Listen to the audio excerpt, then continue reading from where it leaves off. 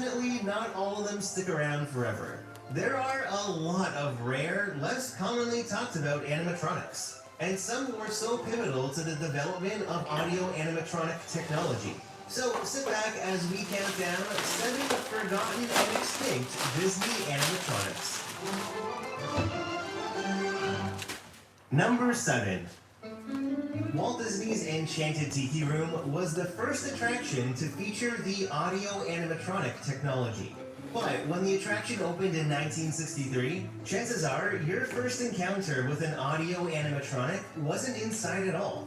Perched above the attraction's entrance was Juan the Barker Bird, a talkative little parrot designed to draw guests into the Tiki Room.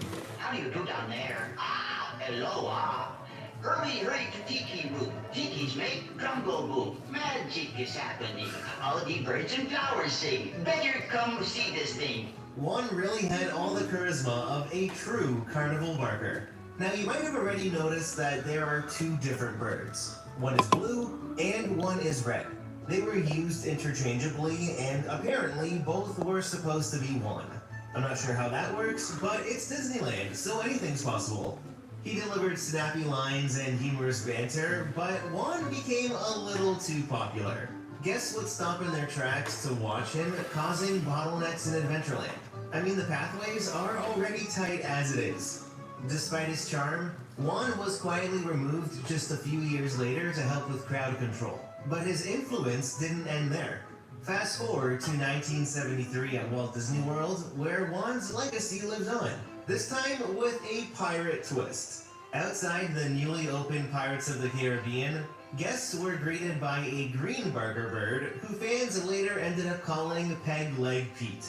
Perched on a platform above what was then the side entrance to the ride, the green parrot sported a pirate hat, eye patch, and of course a wooden peg leg.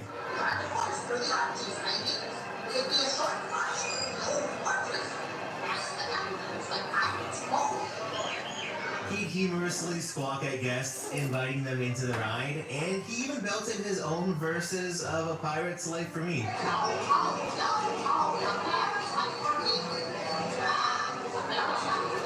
Just like Juan, the animatronic was simple yet effective, with a distinct personality of his own. He remained a beloved part of the attraction until 2006. He was removed during the major refurbishment that added characters from the Pirates film. Peg Leg Pete was then temporarily relocated to the World of Disney store in downtown Disney, where he spent a couple more years squawking away. It may be almost 20 years since Peg Leg Pete flew the coop at Magic Kingdom, but he's gonna be making a comeback. In 2023, Disney announced the Barker Bird would return as part of the new Pirates-themed tavern coming to Adventureland. Today, the red version of Juan and Peg Leg Pete are both in the hands of the Disney Archives, and they have been on display numerous times throughout the years. This just proves that even the smallest animatronics can form a legacy in the Disney theme parks. Number 6. One of the most short-lived attractions at Animal Kingdom has to be the Discovery Riverboats. It was an opening day attraction in 1998. It wasn't anything too exciting, but it took guests on a relaxing tour around Discovery River as you got to preview what each land had to offer. There were a couple show scenes, but one of the major highlights was getting to see Aladar the Iguanodon along the riverbank. Don't worry too much, he's a big guy with a big appetite, but he's strictly vegetarian. There's a way to manage that now.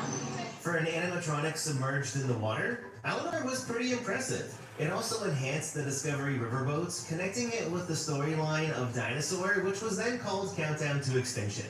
I mean, now that he's rescued, look at how much fun he's having splashing in the water. Now, initially, the Discovery Riverboats were meant to be treated more like a transportation system. Since it was only one of 4 rides in the park, it had a lot to live up to, and unfortunately, it fell short. By late 1999, the riverboats were permanently closed and Aladar vanished shortly after. But it wasn't the last time we would see him. When the Walt Disney Studios park at Disneyland Paris opened in 2002, Imagineers needed to source unique props for the backlot tour boneyard, and guess who showed up? Aladar. Well, a completely skinned Aladar. What was once an impressive audio animatronic was sent from Orlando to Paris to just rot away outside. It's kind of weird seeing him as just an outer shell. Over the years, he was repositioned, but sometime around 2013, Aladar was completely removed, and since he's never shown up again, he was probably just sent for scrap metal. It's a real shame that an animatronic of this size spent so little time in its prime, but at least Aladar was given somewhat of a second life. Number 5. When Innoventions opened at Epcot in 1994, it was a hands-on experience that featured the latest displays of technology. One of the pavilions you could find inside was called Eclectronics, and among the exhibits stood Alectronic, a charismatic audio animatronic who entertained guests with his musical performances and witty banter. Oh, and you can't forget the animatronic heads who provided the backup vocals. Name is Jerry. Slip and fall. Pillows and mattresses line my wall. With all the inner workings and mechanical components visible, this was such a unique way to present an animatronic. It wasn't every day that guests got the opportunity to see how these figures worked up close. So it was pretty fascinating. But I really hope you enjoyed it. And I hope you enjoyed the stay around this. It was a very quirky display, but before Alec made his way into Innoventions, the animatronic was actually developed back in 1989. It was originally an Imagineering showpiece to demonstrate the new A100 technology. The Wicked Witch from the Great Movie Ride is always credited as being the first A100 animatronic, but really it was Alectronic. They had him programmed to sing and dance, showcasing the enhanced fluidity and broad range of motion in these new animatronic figures. So featuring him as an exhibit in Epcot just made sense. Now, Alectronic was a state-of-the-art animatronic, but his time in the spotlight was relatively short-lived. During a refurb of Innoventions for Disney's Millennium Celebration, he was officially removed in early 1998, but Imagineers had other plans in mind. They recognized the figure's potential, and after a little facelift and some reprogramming, in July of 1998, Alectronic was recycled into Tom Morrow, the host of Disneyland's Innoventions. Voiced by the iconic Nathan Lane, his humor poured right out of Tom Morrow as he welcomed guests and introduced them to the exhibits. It's all here. You're gonna love it.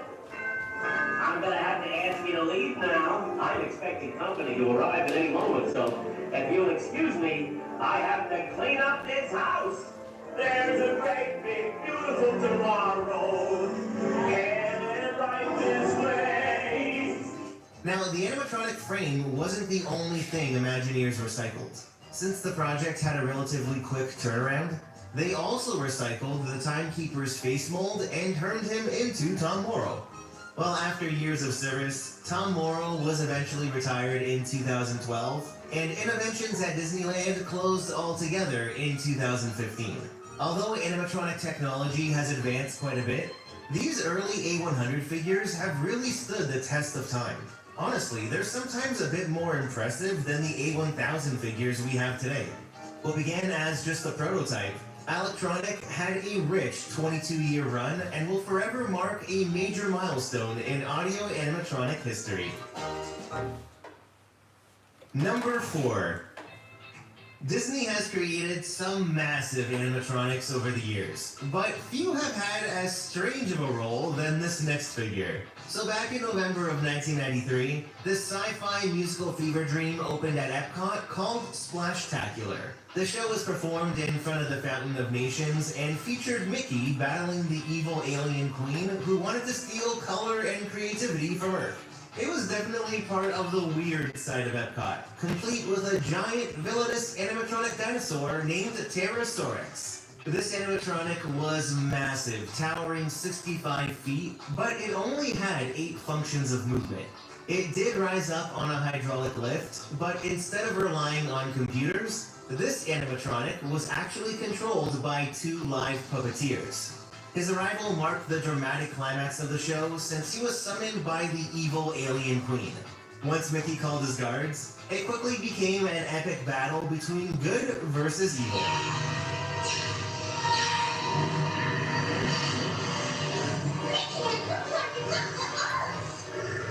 Once Mickey uses the exterminator, the dino was defeated and Mickey saves the day. It's literally just the plot of Fantasmic. Anyway, even with its big, bold visuals, Splashtacular didn't last that long. Apparently, the show was difficult to maintain, and it just wasn't as popular as they hoped. Splashtacular closed in June of 1994, just 7 months after opening. Now, we know Disney doesn't like to waste a good animatronic, especially something this large, right? So in August of 1995, Galaxy Search opened in Tomorrowland's Galaxy Palace Theater, and after a little makeover, Pterosaurus re-emerged as the king. With a brand new head and upper jaw sculpt, complete with shades and a coiffed hairdo, this giant animatronic was completely transformed into an alien Elvis impersonator.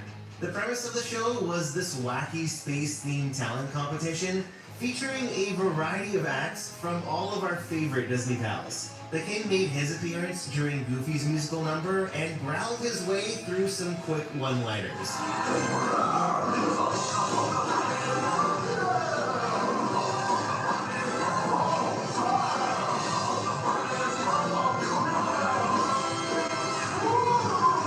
He even had quite the voice himself.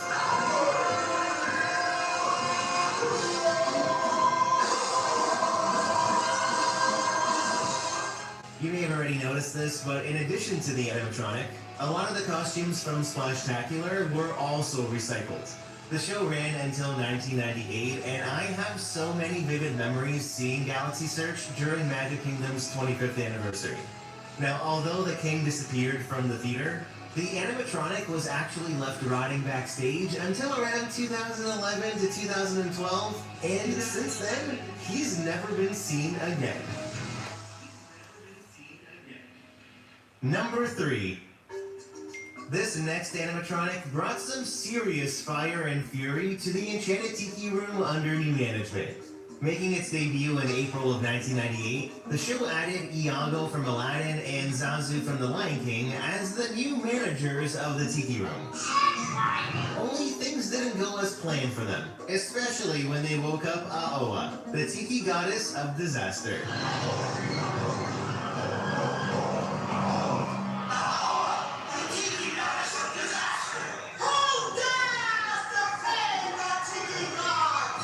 Compared to the animatronic birds in the show, Aoa was massive and really lived up to being an angry Tiki goddess. She warned Iago about disrespecting the Tiki gods, then zapped him with lightning, sending him up in flames. This is very ironic, considering what happens a little later on.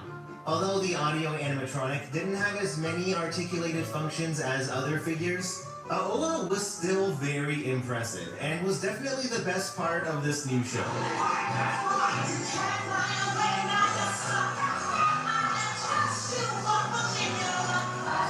She brought a whole new level of spectacle into the Tiki Room, but despite her dramatic flair, this version of the attraction was never well received by fans. It always felt like a very disjointed effort of merging the old and new with horrendous covers of pop songs. Well, after 13 years of Aoa sending Iago up in flames, in January of 2011, the show suffered a real fire, and Disney quietly retired the overlay. When the Tiki Room reopened later that year, the attraction was restored to its original version, and just like that, Aoa was gone. Thankfully, she wasn't damaged in the fire, which did allow her to reappear.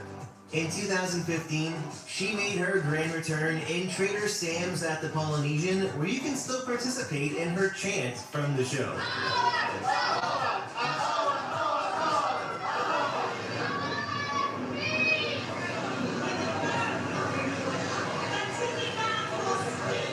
Although she's now just a prop and no longer moves, Aoa lives on as a nod to one of the more fiery chapters in the Tiki Room history. Number 2. In October of 1995, Epcot's Innoventions added the Communications Dreamform sponsored by Motorola. And the first thing guests saw was the pavilion's ambassador, Sky Cyber Guy. This state-of-the-art A100 audio animatronic had 30 individual functions and performed 16 minutes of show dialogue. Hey, I'm your host, Sky Cyber Guy. Here to guide you through the veritable interactive wonderland of infotainment possibilities known as your show. As the host, Sky Cyber Guy was unique in that guests could control what they wanted to see on the screen. There were many different scenarios, but he'd give 3 different options to choose from. You want to see A, a bunch of lobby Like the other animatronic hosts, he had a very witty personality.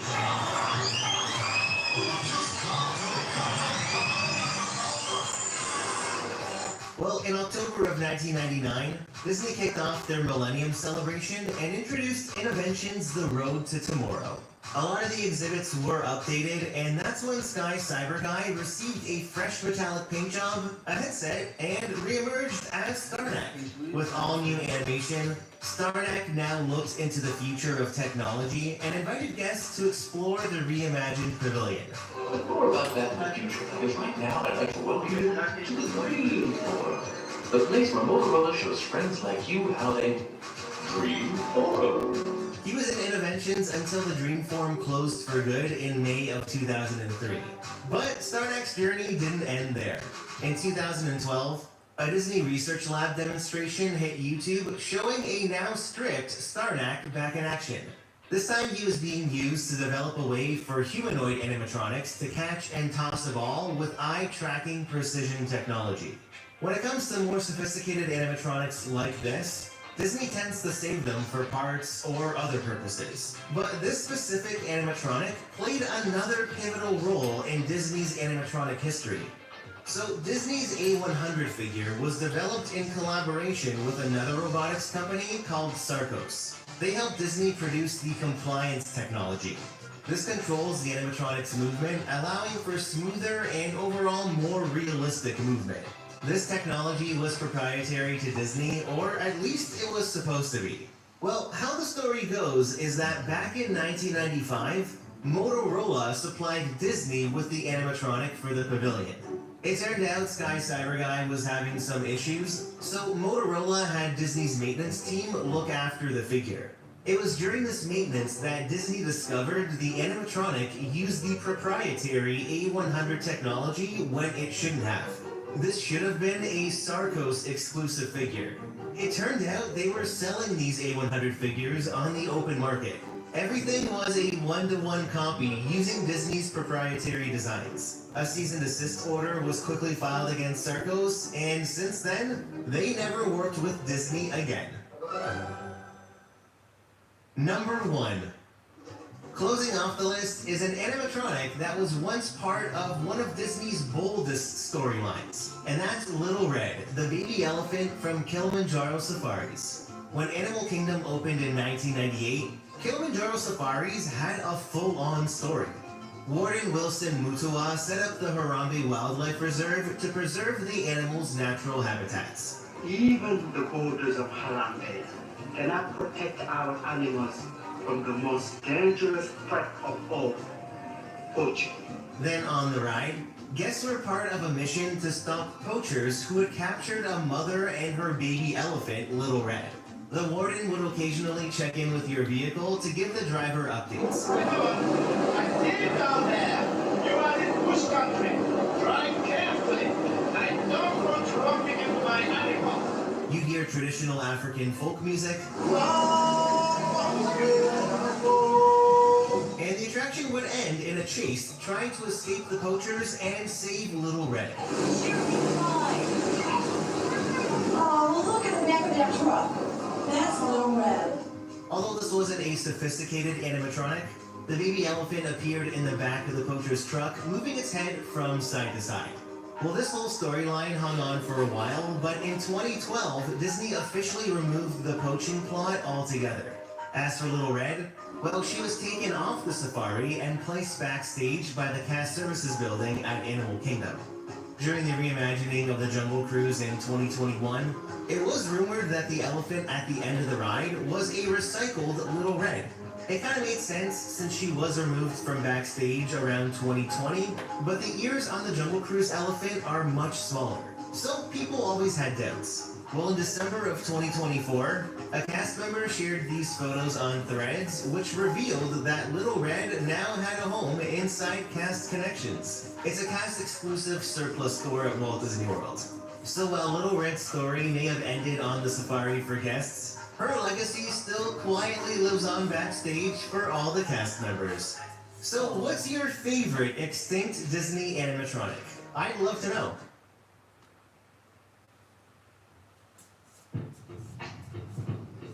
Fill your bagel? Of course. Fill your potatoes, eggs, and pasta. Welcome to TPM Vids Disney Beat, where we talk about all things Disney. If you're new to the channel and like what you see, hit that subscribe button and click the bell icon to be notified when we upload a new video. You can also find us on all your favorite social media platforms. Over the years, Disney's animatronic figures have been at the heart of many rumors and mysteries. Like, what's up with the disappearance of that little girl in Carousel of Progress? Or the corporate synergy of dinosaurs terrifying Carnotaurus? And what about Red in Pirates of the Caribbean?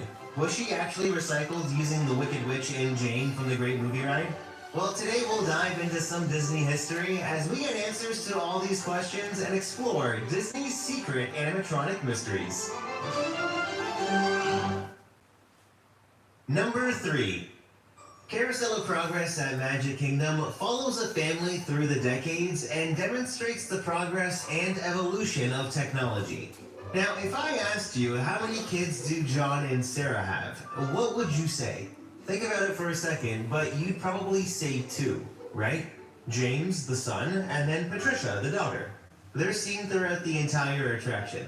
Now, Act 1 shows the turn of the century, and in the first turntable scene, there's this younger daughter with Sarah. Sarah sure gets the core of the apple. But we do have this new wash day article. Now it takes me only 5 hours to do the wash. Imagine, it used to take 2 days. Now, before you say it's a younger version of their daughter Patricia, it can't be because shortly after in Act 1, she appears on the right-hand side. We never see the younger daughter again, and she just mysteriously disappears. I've seen many people speculate that because of the time period, maybe she got the Spanish flu or some other illness,